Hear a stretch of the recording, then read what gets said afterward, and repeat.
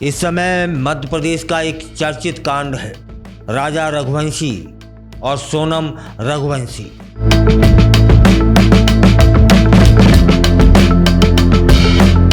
राजा Raghuvanshi transporter थे और उनकी ही पत्नी जिनका नाम सोनम रघुवंशी है, कुछ दिन पहले ही तो शादी हुई थी और सोनम रघुवंशी ने अपने प्रेमी और दोस्तों के साथ में मिलकर अपने पति की हत्या कर दी और करवा दी का अंतर आपको समझ में आएगा। करवा दी इसलिए कि उसने आदेश दिया था सुपारी जिनको दी थी कि मार दो इसको, और कर दी इसलिए कि धक्का इसी ने दिया था। इस तरह के सबूत आ रहे हैं, इस तरह की बातें सामने आ रही हैं। राजा रघुवंशी को क्या पता था कि उसका जीवन साथी उसके जीवन के साथ खेल जाएगा। शादी को तो मात्र 5 ही दिन हुए थे और उसकी पत्नी उसके खून का सौदा कर डालेगी। काहे के लिए? जिस तरह की बातें आ रही हैं उस तरह की कि प्रेमी के लिए। अरे यही सब करना था तो शादी ही नहीं करनी थी और अपने प्रेमी से ही तो कर लेते। कम से कम एक किसी का भाई किसी का बेटा तो इस सृष्टि से नहीं जाता। राजा और सोनम की शादी 11 मई को हुई थी। परिवार में खुशियां थी, सब कुछ सामान्य दिख रहा था। 16 मई को सोनम ने अपने प्रेमी राज कुशवाहा के साथ मिलकर राजा को रास्ते से हटा लेने की योजना बना ली।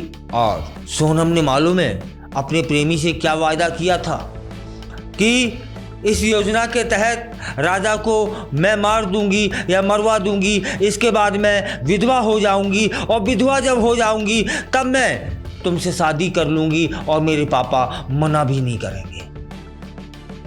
कितनी सातराना खोपड़ी की है सोनम, यह सोचिए। राज कुशवाहा से सोनम ने यह बोला था कि राजा को खत्म कर देते हैं, लूट की कहानी बना देंगे, फिर मैं विधवा बन जाऊंगी, पापा भी हमारी शादी को तैयार हो जाएंगे। यह साजिश इतनी खतरनाक थी कि सुनने वालों के कान में से धुआं निकलने लगता है, आत्मा फड़फड़ाने लगती है कि कितनी क्रूर है यह सोनम। और जिससे इसने हत्या करवाई है ना, वह जो डाब था ना, वह ऑनलाइन मंगवाया था। डाब मतलब कुल्हाड़ी, ऑनलाइन कुल्हाड़ी मंगवाई थी। वह गुवाहाटी से ऑनलाइन उसने आदेश दिया था। आरोपी घटना से ठीक पहले सोनम के होम स्टे से 1 किलोमीटर दूर एक होटल में रुक गए थे ये चारों जो पकड़े गए हैं, और सोनम उन्हें लगातार अपनी लोकेशन भेज रही थी। आपको यहाँ एक और आश्चर्य में डाल देने वाली बात बताएं कि 23 मई को फोटो शूट करना तय हुआ राजा में और सोनम में।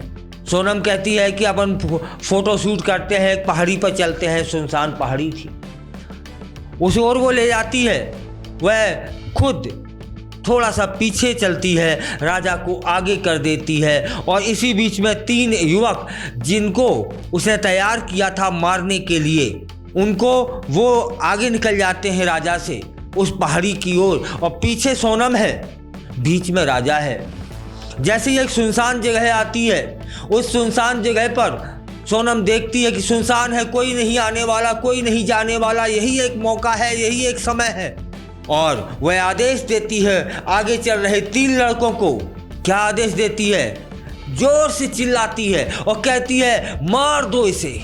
इसके बाद जो आरोपी हैं, जो पकड़े गए हैं, जिनका नाम विशाल चौहान, ने राजा के सिर पर वह कुल्हाड़ी जो ऑनलाइन मंगाई गई थी मार देता है। और साथ में चल रहा था एक और आरोपी जिसका नाम है आकाश राजपूत। दूर से बाइक पर वह निगरानी कर रहा था कि कोई आ जा ना रहा हो। और यहाँ एक और आश्चर्य में डाल देने वाली बात बताए कि आरोपी बताते हैं कि वे पहाड़ी चढ़ते चढ़ते इतने थक गए थे कि उनके शरीर में इतनी भी ताकत नहीं थी कि वो किसी को मार सकें। वो सोनम से इशारों में कह देते हैं कि हमसे नहीं होगा, तब सोनम कहती है कि 20 लाख दूंगी और मारना पड़ेगा। इसके बाद घटना को अंजाम दे दिया जाता है। पुलिस शीघ्र बताएगी कि घटना कैसे हुई। पहली वार इसने किया, धक्का किसने दिया, तब राजा नीचे जिंदा था या मर गया था। लेकिन इसमें आश्चर्य की बात बताएं कि उसी समय राजा के पर्स से इस सोनम ने 15,000 रुपये उन आरोपियों को दिए थे कि जाओ ले जाओ, मैं 20 लाख रुपए बाद में दूंगी। यह एक बिल्कुल फिल्मी तर्ज पर हत्या हुई है। राजा की हत्या 23 मई को कर दी गई थी। उसी शाम सोनम शिलोंग से गुवाहाटी पहुंचती है, वहां से ट्रेन पकड़ती है और बनारस होते हुए गाजीपुर पहुंच जाती है। उसी बीच में एक बात और आ रही है कि वह एक रात के लिए इंदौर भी आई थी। अब यह इसमें सच कितना है यह पुलिस विवेचना के बाद बताएगी। और इसी बीच में वह अपने सारे मोबाइलों को फोड़ देती है ताकि पुलिस उसे ट्रेस ना कर सके। वह अपने आप को बिल्कुल सुरक्षित, अपनी योजना को बिल्कुल सफल मान रही थी कि इसी बीच में उसे जानकारी हो जाती है कि उसका जो प्रेमी है ना राज कुशवाहा, वह पकड़ गया है, उस पर पुलिस की निगाह है। बस वह वहाँ से टूट जाती है कि हमारा खेल तो सब खुल गया, अब क्या। तब वह खुद को पुलिस के सामने सरेंडर कर देती है। समझ लिया ना यह खेल कैसे शुरू हुआ और कैसे खत्म हुआ। और ताज्जुब वाली बात बताएं आपको कि क्रूरता उसके रोम रोम में है। पुलिस उससे पूछ पूछ के थक गई, गाजीपुर की पुलिस, कि बताइए कैसे हुआ, क्यों किया, कब किया, किसके सहयोग से किया। लगातार 6 घंटे उसका एक ही जवाब, सिर में दर्द है, सिर में दर्द है। और ड्रामेबाज इतनी ना खाया ना पिया, बस सिर में दर्द है। लेकिन क्यों? कि पुलिस के सवालों से बचा जा सके। बच तो ना पाएगी, सारे सवालों के जवाब देने होंगे।